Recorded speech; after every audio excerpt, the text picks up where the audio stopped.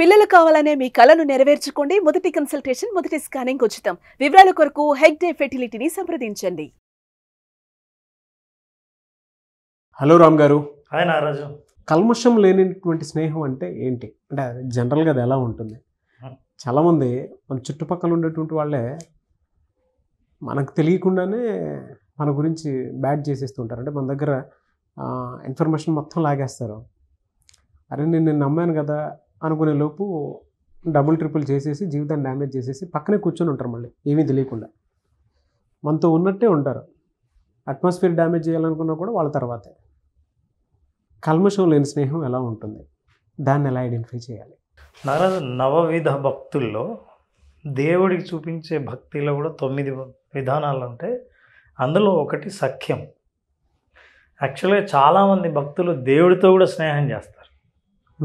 స్నేహం చాలా గొప్పది. ముఖ్యంగా మరపురాని సన్నివేశాలు అయినా మన జీవితంలో ఉన్నాయంటే అవి ఫ్రెండ్స్తోనే ఉంటాయి.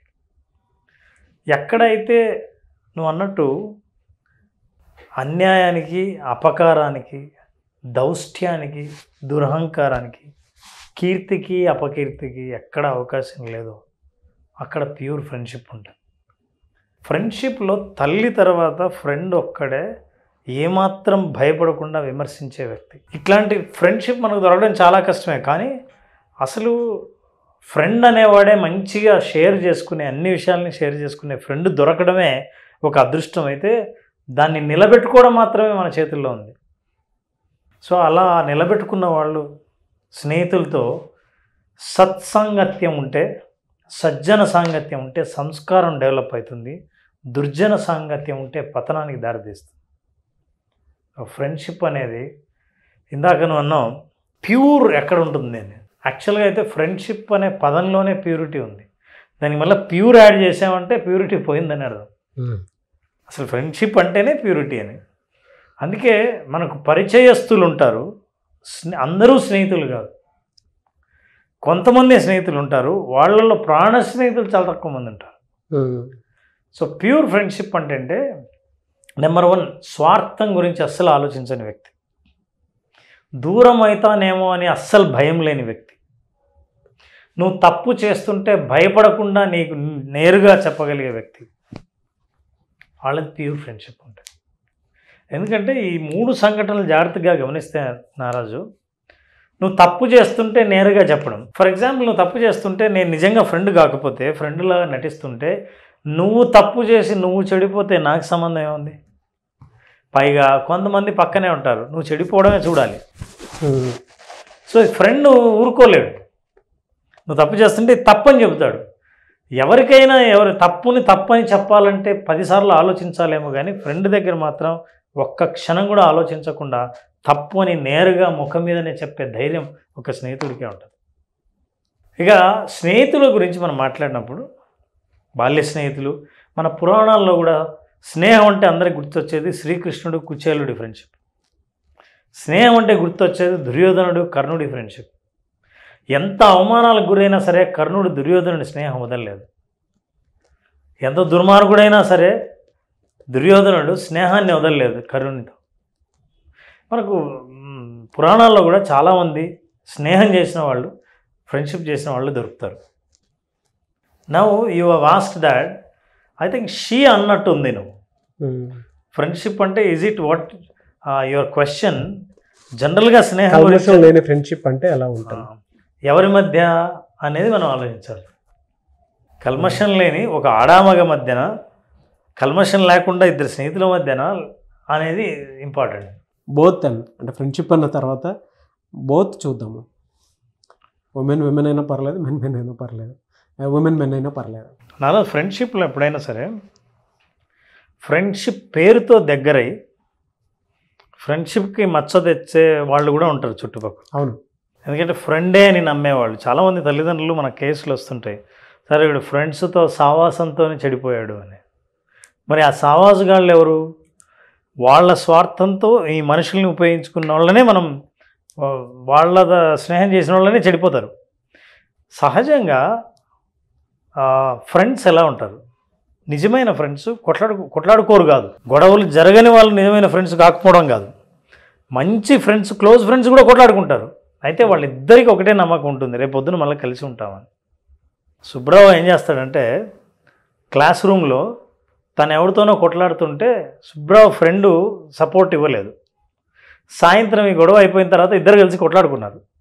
నువ్వు అసలు నా ఫ్రెండే కాదు, నువ్వు నాతో నేను గొడవ పడుతుంటే నువ్వు నాకు సపోర్ట్ ఇవ్వకుండా ఉన్నావు అని. వాళ్ళ ఫ్రెండ్ ఏమన్నాడు, నేను అట్లా ఉండడమే మంచిది, ఈరోజు నేను మాట్లాడొచ్చు, ఏమైనా మాట్లాడితే నిన్న నేను మాట్లాడితే నీకు నేను సపోర్ట్ ఇచ్చానని అనుకుంటారు అని ఆలోచించే నేను ఇవ్వలేదు అని.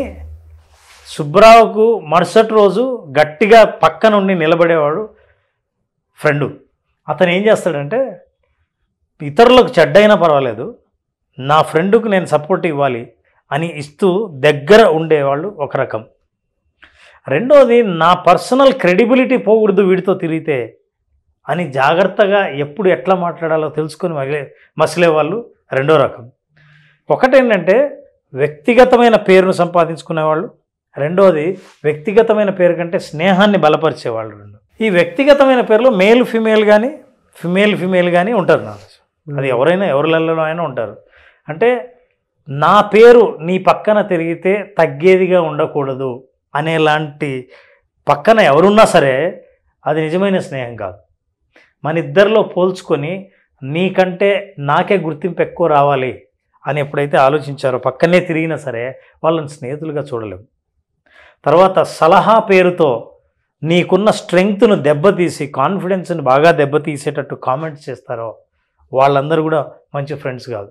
ఫర్ ఎగ్జాంపుల్, నువ్వు మంచి డ్రెస్అప్ వేసుకున్నావు, ముఖ్యంగా లేకపోతే ఏదైనా ఫంక్షన్లో ఆడవాళ్ళే కనిపించారనుకుందాం, ఆడవాళ్ళే ఇంకో ఆడవాళ్ళతో నీ డ్రెస్సులో ఉన్న లోపాలు ఏంటో చెప్పారనుకోండి, చాలా కాన్ఫిడెంట్గా ఆ ఫంక్షన్కి వచ్చిన వాళ్ళు ఆ లోపం చెప్పిన తర్వాత వాళ్ళ మైండ్లో అంతా అదే తిరుగుతూ ఉంటుంది, వాళ్ళ ముఖం మాత్రం కాన్ఫిడెంట్గా కనిపించదు. ఇక వాళ్ళు అదంతా కోల్పోతారు. నీ పక్కనే ఉండి నీకు సలహాలు ఇస్తున్నట్టే ఉండి ఇట్లాంటి సలహాలు ఇచ్చే స్నేహితులు ఎవరైనా ఉంటే చాలా ప్రమాదకరం. మంచి ఎవరు అని అంటే నీకెక్కడ డ్యామేజ్ అవుతుందో, నువ్వు ఎక్కడ తగ్గుతావు అని అనుకునే వాళ్ళే ముందుగానే ఒక స్టెప్ వెనకాల తగ్గే వాళ్ళు ఉంటారే, అట్లాంటి వాళ్ళు కల్మషం లేని స్నేహితులు అంటే. నా ఫ్రెండ్కే పేరు వస్తే పర్వాలేదు, నాకు రాకపోయినా పర్వాలేదని ఎప్పుడైతే ఆలోచిస్తారో, పేరు కానీ కీర్తి కానీ మంచి పేరు కానీ విజయం కానీ ఏదైనా సరే వాళ్ళకు దక్కితే నాకు దక్కినట్టే అని ఆలోచిస్తారో అది కల్మషం లేని స్నేహం. అట్లాంటి స్నేహం ఎవరి మధ్యనైనా ఉండొచ్చు.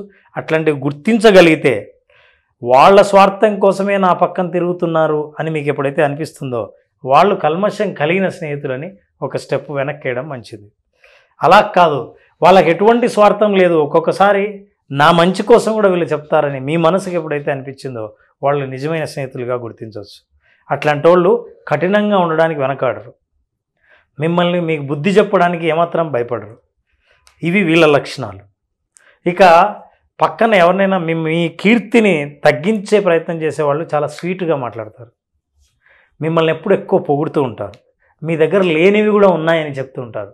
అనవసరంగా ఎక్కువ ఏ స్నేహితుడు పొగడు, పైగా నిజంగా మంచిగా ఉన్నదని మీ జోక్ వేసి సరదాగా అనుకుంటుంటాడు. కానీ ఆ తర్వాత అందరూ కలిసిపోతారు, అది వేరే విషయం స్నేహితుల్లో. కానీ మీకు నిజంగా ఎవరు మంచి ఎవరు కాదని తెలుసుకోవాలంటే ఈ లక్షణాలను అబ్జర్వ్ చేసినప్పుడు కల్మషం ఉన్నది ఎవరు, కల్మషం లేని వాళ్ళు ఎవరో తెలుస్తుంది.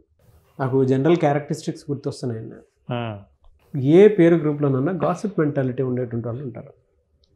మన చుట్టుపక్కలే ఉంటారు, అంటే మన చుట్టుపక్కలే. వీళ్ళు ఏం చేస్తారంటే పలానా వాడిది, పలానా వాడది, పలానా వాడు ఇలా చేస్తున్నారు అలా చేస్తున్నారు అని చెప్పి ఇక్కడ ఉన్నోళ్ళు ఇన్సెక్యూర్ చేసి ఇద్దరి మధ్య గొడవలు పెట్టేసి పక్కకు వచ్చేస్తారు. వాళ్ళు బాగానే ఉంటారు, అంటే వాళ్ళు ఎక్కడికి దొరకలేరు కూడా. ఎందుకంటే ప్రతి దాంట్లోనూ ఆ స్మార్ట్నెస్ స్వతహాగా బిల్డ్ అయి ఉంటుంది. దాన్ని ఏ రకంగానూ మనం ఫిల్టర్ చేసి చూడాలి, బ్రేక్ చేయలేము. అంటే మీరు ఇందాక చెప్పిన దాన్ని బట్టి నాకు అర్థమైన ఒకే ఒక స్టేట్మెంట్, నిజంగా ఫ్రెండ్షిప్ చెడిపోయే పరిస్థితి ఏదైనా వచ్చింది అనుకున్నప్పుడు ఎవరైతే ఈ గాసిప్స్ క్రియేట్ చేసి మాట్లాడినటువంటి వాళ్ళు ఉంటారో వాళ్ళని అవతల వైపు ఇద్దరు ఫ్రెండ్స్ని కూర్చోబెట్టి మాట్లాడితే ఆ కల్మషం లేని ఫ్రెండ్షిప్ ఆ టైంలో బయటపడుతుంది. అవును, అంటే రియాలిటీ దెబ్బతినకుండా ఉండేలాగా ఇది అని. కల్మషం లేకుండా ఉండడానికి తప్పు లేకపోయినా నాదే తప్పని ఒప్పుకోవడానికి స్నేహితుడు ఎవడైతే ముందుకు వచ్చి క్షమాపణ చెప్తాడో కల్మషం లేదన్నదానికి అదో సిగ్నల్. ఎస్, డెఫినెట్గా. అండ్ రీచెక్ చాలా ఇంపార్టెంట్. అవును. ఎవరి గురించి ఎవరు ఏది ఏ రకంగా మాట్లాడినా కూడా దాన్ని రీచెక్ చేసి గతంలో నాతో ఉన్న బిహేవియర్ బాగుందా బాగాలేదా, ఒకవేళ అలా అనుకుని ఉండుంటాడు అనుకుందాం మన గురించి పాజిటివ్గా నెగిటివ్గాను, కారణాలు ఏంటి మనమే అడిగి తెలుసుకుంటే మంచిదే కదా అని ఒక స్టెప్ వేసుకొని క్లియర్ చేసుకునేంత ఉత్తమం లేదు. అవును. లేదు పలానా వాళ్ళు తప్పు, పలానా వాళ్ళు ఇది అన్నారంటే అది కరెక్టేనా అని చెప్పేసి కూర్చోబెట్టి మాట్లాడితే ఇంకా క్లారిటీ వచ్చేస్తుంది. ఒక్కోసారి గుర్తుకు కూడా వస్తుంది నారాజు. కొన్నాళ్ళ తర్వాత అవును కదా మా స్నేహితుడు చెప్పింది కరెక్టే కదా అని వాళ్ళ విలువ తెలుస్తుంది. తెలిసేదాకా వాళ్ళు ఎదురు చూస్తారు, ఎందుకంటే స్నేహం మీద ఉన్న నమ్మకం. చివరికి రియాలిటీ అర్థమైనప్పుడు తెలుస్తుంది, ఓహో ఎక్కడో మనమే పొరపాటు పడ్డాం. అలాంటి ఫ్రెండ్స్ చాలా మంది ఉన్నారు. మీ ఫ్రెండ్స్ని మీరు పొరపాటు పడి ఉంటే కింద కామెంట్ బాక్స్లో పోస్ట్ చేయండి. బట్ ఇన్సిడెంట్ కూడా చాలా గుర్తుండిపోయేటువంటిది. ఇలా నేను పొరపాటు పడ్డాను, దాని తర్వాత మళ్ళీ కలిశాను అని. నిజమైన స్నేహితులు ఏం పెడతారు తెలుసా నారాజు? సైకాలజీలో నిజంగా మనం చెప్తాం, నిజమైన స్నేహితులు ఏమని పెడతారు తెలుసా? ఐఎమ్ సారీ అని ఫ్రెండ్ పేరు రాస్తారు కామెంట్లో. ఐఎమ్ సారీ నాగరాజు అంటే ఊరికే ఐఎమ్ సారీ అన్నా అనుకో, ఎవరికి చెప్పారో తెలియదు, కల్మషన్ లేదనుకోని ఎవరికి సారీ చెప్పాలనుకున్నారో వాళ్ళ పేరుతో కలిసి కామెంట్ పెట్టాలి. Really fantastic and thank you sir. Thank you so much. Thank you Nagaraju.